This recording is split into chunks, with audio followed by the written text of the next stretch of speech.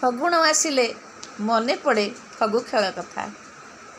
ରାଧାକୃଷ୍ଣ ବିମାନରେ ବସି ଗାଁ ଗାଁ ବୁଲନ୍ତି, ସହର ସହର ଦାଣ୍ଡ ଦାଣ୍ଡ ବୁଲି ଭୋଗ ଖାଆନ୍ତି। କେତେ ପ୍ରକାରର ଭୋଗ। ବିମାନ ସଜା ହେଇଥାଏ, ଆମ୍ବ କଷି ଆଗରେ ଟଙ୍ଗା ହେଇଥାଏ, ଚାରିପାଖ କପଡ଼ା ଗୁଡ଼ା ହେଇଥାଏ, ଚାରିପାଖ ଘୋଡ଼େଇ ହେଇଯାଇଥାନ୍ତି ଠାକୁରେ। ଭିତରେ ଦୀପ ଜଳୁଥାଏ, ଫଗୁ ମଧ୍ୟ ରଖାଯାଇଥାଏ, ନାନାଦି ପ୍ରକାର ଅଭିର। ଏହା କାହିଁକି ହୁଏ?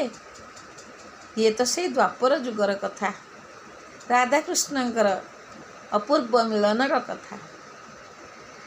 ରାଧାକୃଷ୍ଣ କୃଷ୍ଣ ନନ୍ଦ ଯଶୋଦାଙ୍କ କୋଳରେ ଜନ୍ମ ହୋଇଥିଲେ। ଜନ୍ମ ତ ହୋଇନଥିଲେ, ବଢ଼ୁଥିଲେ, ଅତି ଆଦର ସ୍ନେହରେ ବଢ଼ୁଥିଲେ। ଯାହା ଦେବକୀଙ୍କ ଗର୍ଭରୁ ଜନ୍ମ ହୋଇଥିଲେ ମଧ୍ୟ ନନ୍ଦ ଯଶୋଦା ଥିଲେ ତାଙ୍କର ପିତାମାତା, ଏକଥା ସମସ୍ତେ ଜାଣିଥିଲେ। ରାଧାକୃଷ୍ଣଙ୍କର ପ୍ରେମ ଅତୁଟ ବନ୍ଧନ, ଅତୁଟ ପ୍ରେମ। ରାଧା ଥିଲେ ଗୋପନଗ୍ରରେ ଚନ୍ଦ୍ରସେଣାଙ୍କର ପତ୍ନୀ, କୃଷ୍ଣଙ୍କର ମାଇଁ। କିନ୍ତୁ ଏ ତ ନୈସର୍ଗିକ ପ୍ରେମ, ସେ ତ ଲକ୍ଷ୍ମୀ ଅଂଶରେ ଜାତ। ତେଣୁ ଉଭୟ ଉଭୟଙ୍କୁ ବହୁତ ଭଲ ପାଉଥିଲେ।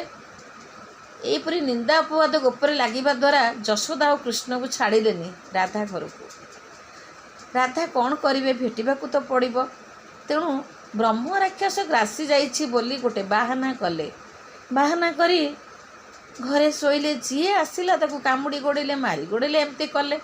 କୃଷ୍ଣ ଏକଥା ଜାଣନ୍ତି, ଭେଟିବାର ଇଏ ଗୋଟେ ବାହାନା। ଚନ୍ଦ୍ରସେଣା ଦୁଃଖିତ ହେଲେ। ଯୁଆଡ଼ୁ ଯେତେ ଡାକିଲେ ଗୁଣିଆ କେହି ଛଡ଼େଇ ପାରିଲେନି। ସେ ତ ସତରେ ଗୁଣିଆ ନଥିଲା, ଡାହାଣୀ କି ଭୂତ ପ୍ରେତ। ତେଣୁ ବାହାନା କରି ବସିଲେ। ଗୋପନଗରରେ ଚହଳ ପଡ଼ିଲା, କାରଣ ରାଧାଙ୍କୁ ସମସ୍ତେ ଭଲ ପାଉଥିଲେ।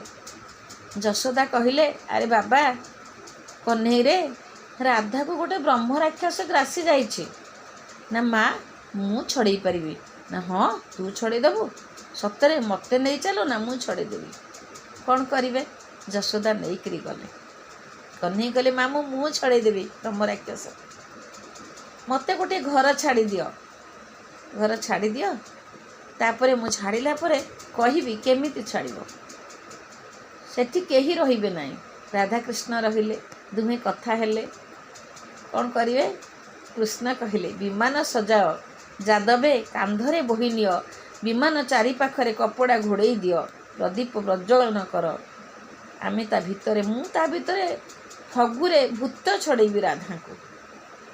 ତାହା ହିଁ କରାଗଲା। କାରଣ ରାଧା ବହୁତ ବ୍ୟସ୍ତ ବିବ୍ରତରେ ଥିଲେ। ଭୂତ ଲାଗିଛି ଯେହେତୁ କାନ୍ଦୁଛନ୍ତି, ବୋବଉଛନ୍ତି, ଏମିତି ଚାଲିଛି। ବିମାନ ସଜା ହେଲା। ଗୋପାଳେ କାନ୍ଧରେ ବୋହିଲେ। ବାଜା କାହାଳି ଝାଞ୍ଜ ମୃଦଙ୍ଗ ବିଭିନ୍ନ ବାଦ୍ୟବାଦନା ଭିତରେ ରାଧାକୃଷ୍ଣ ଭିତରେ ରହିଲେ। ଧନ୍ୟ ସେ ପ୍ରେମ, ସେ ସ୍ୱର୍ଗୀୟ ପ୍ରେମ। ବିମାନ ଚାଲିଲା।